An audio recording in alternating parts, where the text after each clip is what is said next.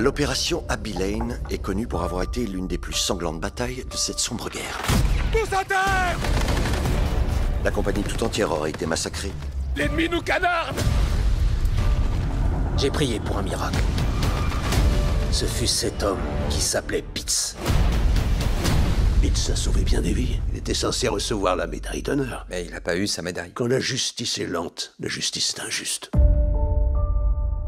La médaille d'honneur est la plus haute distinction militaire décernée pour les actes d'héroïsme. Présentez un dossier complet pour une réhabilitation de statut. Monsieur Pitsenbarger, Scott Huffman, ministère de la Défense. Je suis venu ici pour entendre votre version de l'histoire. Si vous voulez connaître l'histoire de Abby Lane, il va vous falloir parler avec les hommes de terrain.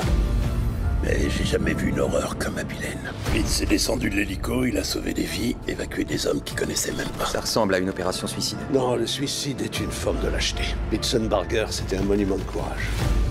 Je lui disais sans arrêt de remonter. Il n'écoutait pas. Il était là pour sauver des vies, et c'est ce qu'il faisait.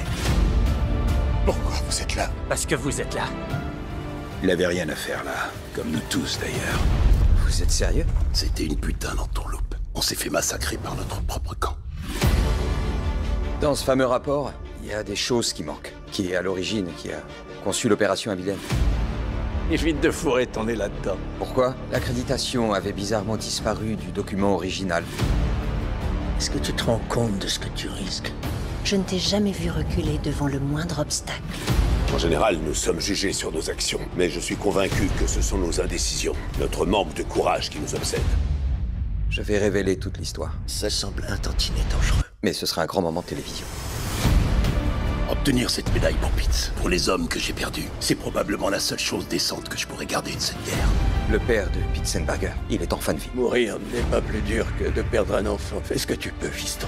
Parce que la valeur de gars comme Pitsenbarger met le doigt sur tout ce qu'ils n'ont pas. Le respect de la vie d'autrui. Je dois finaliser ce rapport. Bénissez ce jeune homme qui nous a promis de redonner honneur et dignité à ceux qui sont tombés au combat et dont le sacrifice n'aura pas été vain. Qu'il ne soit jamais oublié.